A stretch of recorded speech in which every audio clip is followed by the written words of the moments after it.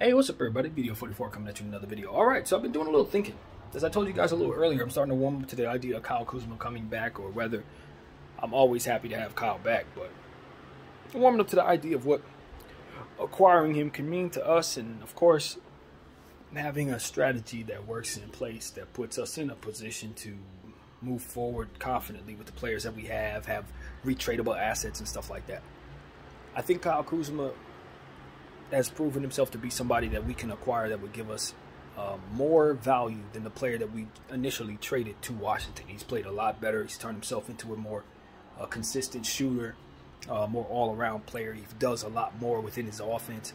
He's won games at the buzzer, that kind of thing. So he's really put himself in a position to be seen as a consistent and big-time scorer who already has won a championship. So obviously that works in his favor as well. We're looking at a situation where he's making $13 million on an expiring contract this year. And in my mind, kind of how I look at that, if I'm I guess him, if I'm trying to come back to the Lakers, is essentially I went to Washington for a couple of years to strengthen my game, to come back and ultimately reclaim my role as a Los Angeles Laker. Essentially, it's almost like going to the G League or something to refine your skills, but a more glorified, obviously, way of doing it. It's like, you know, he coming back to where he ultimately won a championship, but when he played here, he did not play well as that third star in the role. And what he essentially needed to do was, like LeBron James, leave Cleveland, go to Miami, learn how to be the person that he needed to become so he can come back there and continue being who he ultimately was to become. Now, obviously, Kyle Kuzma and LeBron James are not the same. But if you're looking at it a certain way, you're saying, well, that's the path. You know, that's exactly the path if the Lakers are bringing him back. Essentially, what they're saying is, we want to continue where we left off with you. We never didn't actually believe in you. We just had to add you to the situation to get something done that we ultimately know was a failure. You saw it was a failure from Washington. And we want to bring you back because we never actually thought we should have gave you up in the first place. And what we will do is obviously pay you like we was going to pay you, because obviously you're up for extension, or rather for a new contract. So pretend you never got traded. You're up for a new contract. You're finishing the season with the Lakers as if you never got traded. You get traded here and you pretend you never left and continue playing your role that you played when we won the championship. Earn the money that you otherwise would have tried to earn if you never left, and get paid to stay with the Lakers as if you never left. And that's exactly how I would look at it if I'm Kyle Kuzma, if I get traded back there. Because at the end of the day, even if he has a little spite about the Lakers trading him, where the heck else does he get to be Kuzma the way that he gets to be Kuzma? He can go to New York, maybe Brooklyn or something like that, but this guy likes to model. He's a model. In his heart, he's a basketball player and a model. And he didn't get to shine in Washington like he shined in LA. And not only that, but he's proven to himself that he can play under the bright lights. He's proven himself that he can win a championship with that core. And what are the Lakers ultimately trying to do? Get people who can come here who've proven that they can win with Bron. It's why we want Kyrie Irving. It's exactly why we want Kyle Kuzma, because we know these people have won championships with LeBron James. So that is the ticket right there. And I think Kyle Kuzma, in listening to what was said this morning, his post on Instagram said something along the lines, and I'm paraphrasing, but I love coming back home to the California sunshine or something like that. And so clearly that's him signaling to us, yes, feel free to trade for me. I would be happy to finish the season with the Lakers and negotiate somehow. So that's what I'm taking it as. That's exactly how I'm taking it. Go ahead and make it happen, Lakers. If you can get me back, I'll be happy to come back. And so I'm happy to bring him back. You know, I think of him as somebody who's coming back a better player. Even if he doesn't necessarily fit in the system, he should be overall able to do some of the things that we needed him to do in the role way better now because of who he's become since. He was a little young. He was developing. This is 2 years later, basically. So the development process we were waiting for, Washington took care of that for us. And most importantly, they put him in a position to be able to showcase him for the upside that we thought could possibly be there, to now we've actually seen it. So we know what we're trading for. And because he's an expiring contract, we may be able to get him. So I think it's a good idea. Obviously, he's got the size. We know his skill set. We're not expecting him to come in and be a lockdown defender or come in and, you know, do all kinds of crazy stuff. But what he has become is somebody who has upside that we think could possibly be an all-star one day. You know, from where he's at right now, and he's still getting better. If we can put him in the right role and we're winning a championship some next year, if he's still in this role and we're one of the best teams, he should be in a position to earn that for himself, based on him being the third option on a championship level team once again. So, you know, it's not like Kuzma in all of his glory didn't find all of that glory in purple and gold. Anything you know of him to be in a positive light before he got to Washington obviously was the purple and gold. So, you know, I just look at it and say, if anybody knows how much money you can make off the court wearing purple and gold and how much it means to be a Laker forever, regardless if you're wearing the uniform or not, it's Kyle Kuzma, somebody who helped put the banner up that we have there for 2020. So I think we should want to bring him back if we can get the price tag that makes sense. Now, if they ask for 2 picks and Russell Westbrook's contract and all kinds of other goofy stuff for Kyle Kuzma, obviously we can't overpay for our guy. But I think what I'm seeing is somebody who's considering what it is that I'm saying. In regards to that tweet, that signaled to me that he might be looking at it that way. And if that's the case, then my argument was that him being spiteful and wanting to leave here just to punish us for trading him might not necessarily be something that he's looking at. Maybe he's looking at it a bigger picture aspect of where he wants his career to go, and considering the fact that he probably didn't want to leave the Lakers in the first place, probably considers the next couple years he wants to go to the Lakers, just like most of our free agents, and that is a bag to want. If you can slot yourself in position to get that third option Laker bag, that's a role a lot of players around the league probably want to be a part of. So I think Kuzma wants it as well. It's his role. And like I said, he's already won. So I'm sure he has a great deal of pride wrapped up in that. So that's what I want to come here to say, you know. I don't have super expectations. As I told you, I didn't think he fit well in that role. But I think the role's different now that Frank Vogel's gone. And I think the role's different now that we need a player with length. I think we have him on the floor much more than he would have been on the floor in 2020 and 2021. So he's definitely going to be somebody we're looking at to start if he comes here now. He ain't no 6-man, none of that. He's going to slot in and be the starting 3 as far as I can tell. Or we'll do something weird with the starting lineup and have him playing the 4 or something. But yeah, we're asking Kyle Kuzma to come back and be the player he's been in Washington, averaging 8 rebounds and like 20-something points. So, you know, this is a legitimate third option player. This ain't no guy we're expecting to come in and do some of the stuff he did when he was here with us last. 10 points, 1 rebound, 5 points, 3 rebounds, 2 assists sometimes. Or, you know what I mean? No, that's not the Kyle Kuzma we believe he's become in Washington. So I'm expecting him to come in damn near an all-star. And I look forward to seeing what the Lakers can do if they do reacquire him. Having the intention of sitting him down and paying him his money. You know, he's getting $13 a year right now. I'm pretty sure he's going to want to up that. So if you bring him in, you gotta be ready to re-sign him. As I said, any piece we bring, I think we should be looking to re-sign.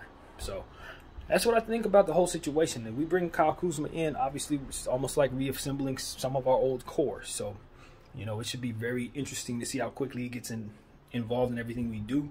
It'll be interesting to see if Russell Westbrook will be a part of the team, because obviously he's never played with him, and that's an adjustment in and of itself.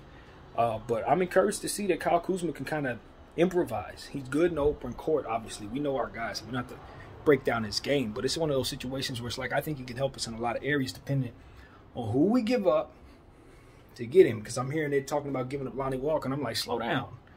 Y'all serious? But I understand that his contract is desirable. And so, you know, it's one of those situations where it's like, if you're not going to re-sign him, then it makes sense to trade him. So I think the Lakers are trying to wheel and deal. And obviously that's a guy that we don't really want them to give up, given the fact that he's given us 20-something points a game. But he's been struggling as of late, so I don't know how they're viewing that in the short term. But I'm super high on Lonnie. That's not a guy I think should be leaving our organization. I think that's somebody we should be re-signing.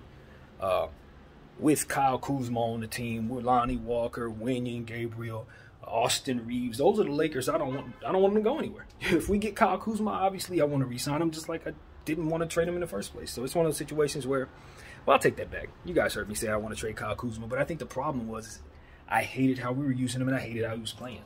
I think the Kyle Kuzma he's returning to is somebody I would have never given up on, as to which I thought he was going to become that anyway. We just needed to get rid of Frank Vogel and so on and so forth, and he needed to play better with Bron.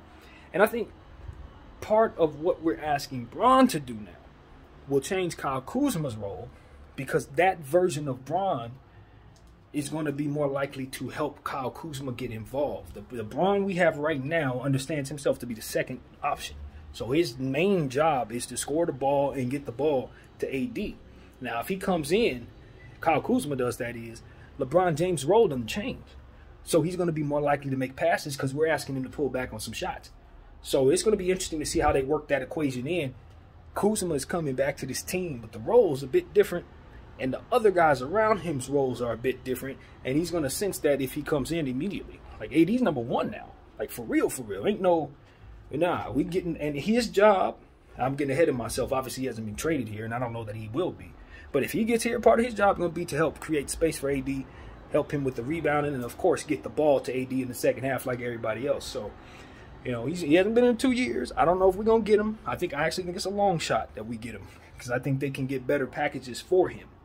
But if he's going to desire to be in LA and kind of leverage his way to LA, which a tweet like that could allude to, then everybody knows who they're trading for. It could be a rental. He might actually bolt to LA any damn way in the in the summertime next year, as to which I'm sure Jeanie Buss would love to offer him the money she wants to give him anyway, because that's her guy and that's our guy and so on and so forth. So it's like anybody who trades for Kyle Kuzma needs to wonder if he's going to bolt to the Lakers. And that might make it so that they may be a little hesitant to bring him in, depending on who they are. But there are certain teams that will bring him in as a rental and not think twice about it. So we're going to have to pay for him. I think about some of these contenders. Yeah, team like Denver, or Boston, as I've already mentioned once before. Some of these other teams, Sacramento obviously has him as a part of their dream scenario for their team. So it's like they're going to be teams that want him. But at the end of the day, if he wants to be in LA, and California Sunshine can mean those other teams too. Sacramento, Golden State, Clippers as well. Everybody keep that in mind. But if he is trying to get back to the Lakers, then I think an opportunity may be there for him. You know what I mean? So with the Lakers or Sacramento, I'm not ruling out Sacramento because he does have ties to that team. They've wanted him the whole time. And so he may very well be talking about the Kings. And they are a better team than us. So don't get it twisted. I won't rule that out at all. A Beam team is serious. But it is what it is, man. Kyle Kuzma is going to have his options in free agency and with us. And so if I'm Jeanie Buss, I'm looking at the fact that he's wanted with us. And on top of the fact that he's family there, he's proven, just like Kai. Certain guys have won already with Bron. They're active and they're playing well. It would be wise for the Lakers to try to target some guys that you know have done it. You know what I mean? Anthony Davis can win with anybody. So you don't really need to target who can play well with AD. What you need to do is target who can play well with the King, and who he's going to trust and who's going to help him with the things that he needs help with, particularly short term clock management. I trust he's going to get better at some of that stuff. We've been talking about it so much. I'm pretty sure he's going to do his study and due diligence and get better. But if for some reason he doesn't, the Lakers may want to invest in a floor general. They may want to look for a point guard or somebody who can play that clock a bit better than the guys that we have run the ball up. Because Russell, we cannot rely upon his basketball decision-making with the ball in his hands down the stretch of basketball games. I don't care how much he's helping us. I don't care how well he's playing. He is literally proving that he's not going to help us win when it matters the most in those type of situations. No, sorry. You know what I mean? He can help us all the way up until those moments. But when you ask him to make a good decision down a very stretch of a basketball game, very close stretch of a basketball game, he's proven time and time again that his floor generalship is not to be trusted in those moments. We need somebody who can be trusted in those moments. We're a championship caliber team. That can't be one of our weaknesses. So that is a new problem that we have. And I'm afraid if the Lakers don't take it seriously, they're going to bring a lot of talent to this team, and we're still going to close basketball games poorly because it's not a minor thing. I think LeBron James has been very much used to certain things that he can no longer control. And a lot of that stuff would allow him to neglect having to really focus in on the science of clock management.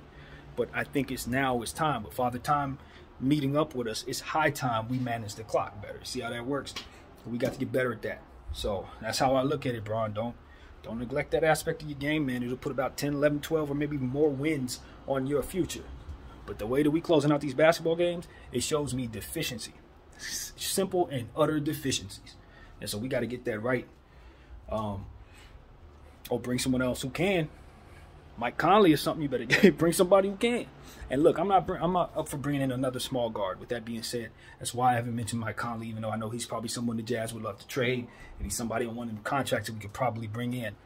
I don't think that's the move because of his height and the issues that we ultimately have. I want us to open our mind to looking at some of these teams. I've already mentioned this already, so forgive me, but Houston Rockets, OKC, some of these teams, Orlando, they may have some players that we can take from them who may be young, who may be for the cheap because they're not going to be able to resign them at all, or whatever the case may be. Maybe they just stop believing in these players. We need to try to target some of those guys in this trade season so that we can have a simultaneous timeline. You know, it's not something you want to teeter on too much, but you do want guys like Kuzma, like Lonnie Walker of that age who can come in, be a part of what it is that help us win now, but also guys that we're very happy to have next season and the season after that. So if we can swindle a way to get one or two of those guys in this little trade season, I think that'll help our franchise tremendously if the asset stays healthy. Yeah, so those are the type of things I want Rob to be looking at, man. Check those teams out. Don't hang up the phone on certain situations. You get involved those other teams if for some reason somebody wants to drop some salary on you. And that's what I would do. I'd be like, I wonder if the Houston Rockets want to get in on this. Maybe we can slide away Josh Christopher, who's not even in rotation.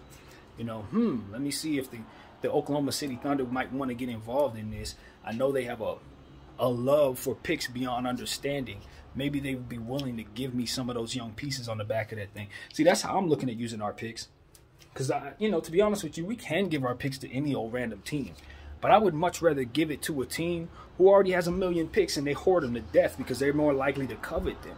And they're more likely to have win of soon pieces. I can't say win now, but they're more likely to have young players they're willing to get rid of to get more picks. You know, I think about some of them guys on the back of the OKC Thunder bench. I look at Wiggins and Mann and some of those other guys that are not the lottery picks that they just picked up. They have too many lottery picks. So what happens with those Wiggins guys? What happens with Mann? Because you got Dang on a lottery contract, more or less. Giddey. And you got SGA on a max contract. You're looking at, you know, obviously the kid they just drafted who's out for the season, Chet. He's going to be on a rookie contract that's ultimately going to turn into something. You got Dort on your books. It's like at some point in time, OKC is going to have to respect that they can't keep all these kids. And some of them really do have a hell of a lot of upside that you're going to have to give to some of these squalor teams without picks. I mean, that's what it really is about. Where are all the picks with these teams? They've already drafted them and they're sitting there in these situations. So they're not going to give us like an Osman Dang. They're not going to, you know what I mean? They're not going to give us one of those lottery picks. So they need to give us some of those overachiever guys like the Wiggins and some of the other guys that they got a little further down the draft who have also popped for them. You know what I mean? I look at a guy like Robinson Earl, JRE. Yeah, that he needs to be a Los Angeles Laker. Because they for sure ain't got his money. They for sure ain't got the role to make him look his best. We do, though. You see what I'm saying? So these are the type of things I want Rob Pelinka to be taking a look at. And it's a lot of these teams, I'm telling you, they're around. They are around and they don't have the space nor the capability to re-sign some of these tweener young players that are really solid. They're going to be free agents knocking on your door any damn way. Just give them a year early. You know what I'm saying? I know it. Some of these dudes are going to be Lakers. Watch. Because that's how this goes. They're going to take our bag. They can't stay with their own team. So you might as well just grab them early. Just like we're trying to do with Kuzma. So that's what I want to see the Lakers do, man. Get creative, get young, get athletic, get wings. And don't be afraid to take a chance on a guy who hasn't quite popped just yet. Because we have the scouts, we have the South Bay Lakers, and we can turn some of these struggling wings into good, solid players over the next 2 years. Throw them next to Scottie Pippen, let them run if they suck. I don't care. Just keep something young around us with upside. No more Kendrick Nuns, no more Damian Jones, respectfully. Promise respectfully, but we need dudes with upside. Give me upside. You know what I mean? I look at the Rockets bench and the Hawks bench full of these young players. Look at Chicago and how discombobulated they are with their young stars. Get me some of them dudes. Kobe White shouldn't be in Chicago no more. Grab him, bring him to us. I can't stress it enough. I've been saying this for 4 years. They ain't using Kobe White right at all. Get that dude. He can hit 5 threes for us tonight. Kid you not. Stuff like that is like, yo, if you know what you're doing, you don't have to reach for Bradley Beal to get them 5 threes. You just need to find a dude that can hit him at half the price. So I will preach that every day. In the meantime, we got a couple more hours for the Lakers and the Nuggets come up. So of course we'll have something for in regards to that game at halftime and of course at the end. So that's what I got. My name is BDF44. I thank you all for watching.